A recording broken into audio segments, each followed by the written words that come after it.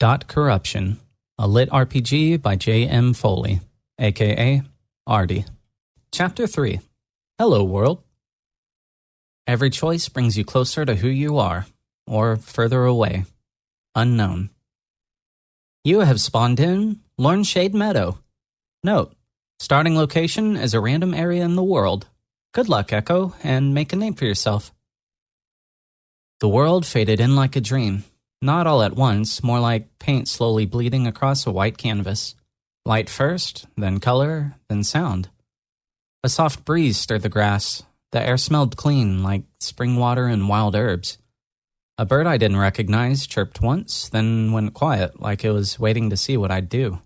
I stood at the edge of a wide, open field, ringed by distant trees and half-sunken ruins. Gray stone swallowed by moss, a crumbled statue lying face down in a patch of purple flowers. Lornshade Meadow. The place was really pretty. Too pretty, almost. Like the kind of meadow you'd see on a postcard, or in a painting someone hung up to feel something. Golden light through soft clouds, flowers blooming. It didn't feel like a spawn zone. Didn't feel like it was waiting to kill me.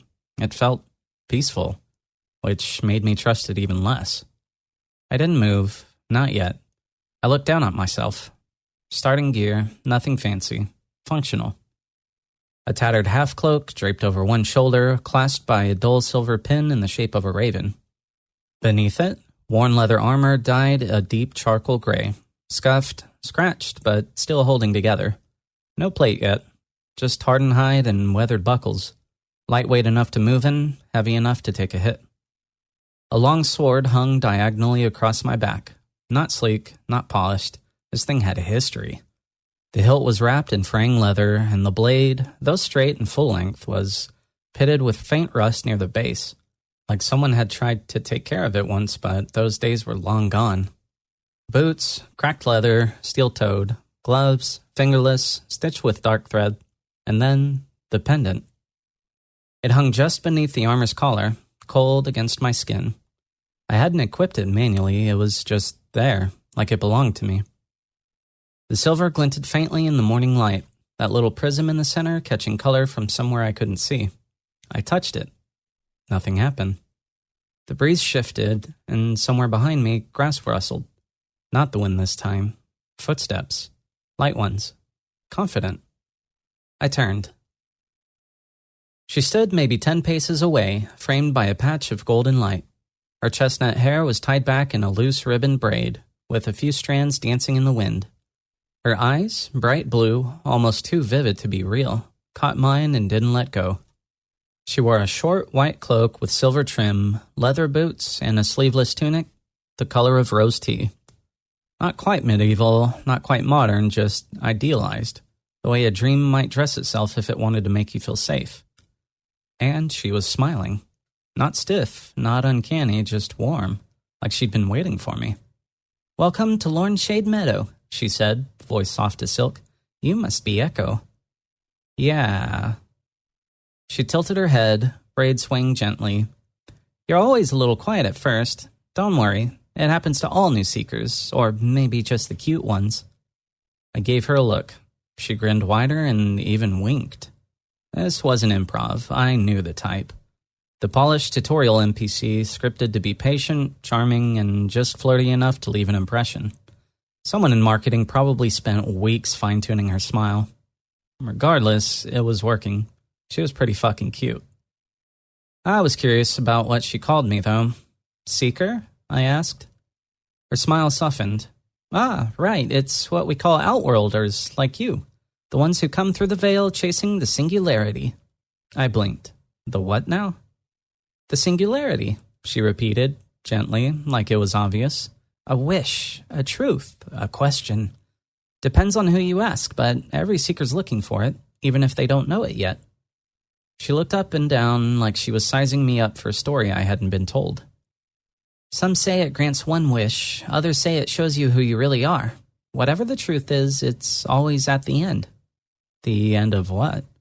"Everything," she said, and smiled again like she hadn't just said something terrifying. Of course, it was some mystical god wish bullshit. Classic MMO lore. Vague enough to feel deep, specific enough to string you along. Still, it had a nice ring to it. The singularity.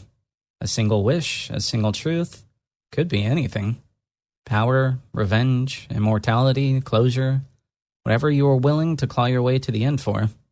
More original than save the world, anyway. She tilted her head again, braids swaying slightly as she studied me. I'm Lilia, by the way, she said at last. Caretaker of new arrivals, guide to the confused, and, if I'm being honest, a bit of a pushover when someone has nice eyes. I didn't react. She smiled anyway. If you want to check your status, just focus and think character. No need to speak it, the system hears you either way. I nodded slowly. Okay, what about inventory?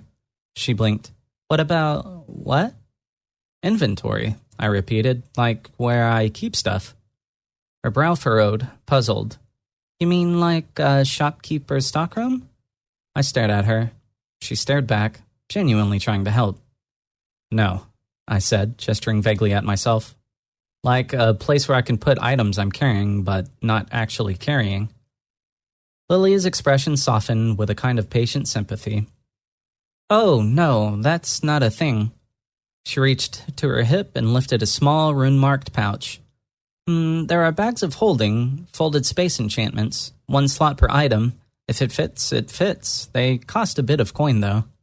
No weight limit?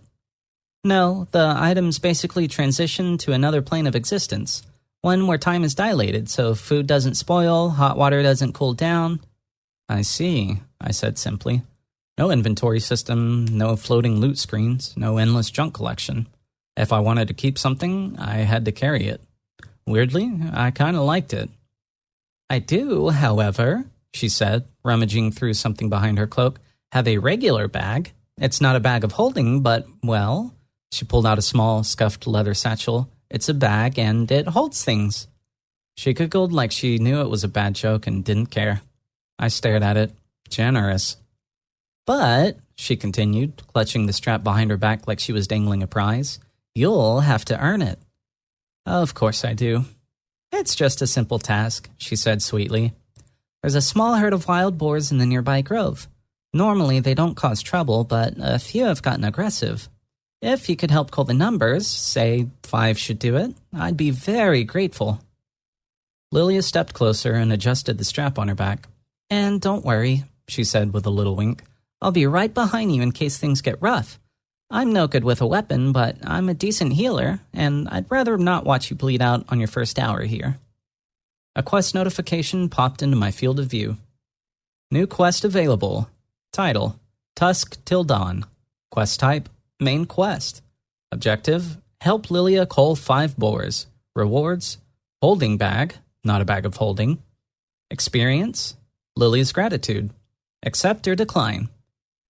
Every legendary adventure at one point started with killing boars in the woods. I closed my eyes and sighed. Oh great, the classic level 1 MMO quest. Wander into the woods and harvest 7 wolf paws and exactly 2 bear asses. And, of course, they were throwing in a cute support NPC to keep me from rage-quitting on my first death. Textbook tutorial design. Lilia tilted her head, smiling like she didn't understand a single word of that, but was still proud of me for trying. Comforting, I muttered. She smiled like it was. Still, I could feel my pulse picking up. Not from nerves, from anticipation. This was it. Full dive, real weight, real weapons, real pain. At least simulated. No mouse clicks, no cooldown wheels, no spamming health potions while bunny hopping away from aggro. Just me, a sword, and some overgrown pigs in the woods. Thank you for listening.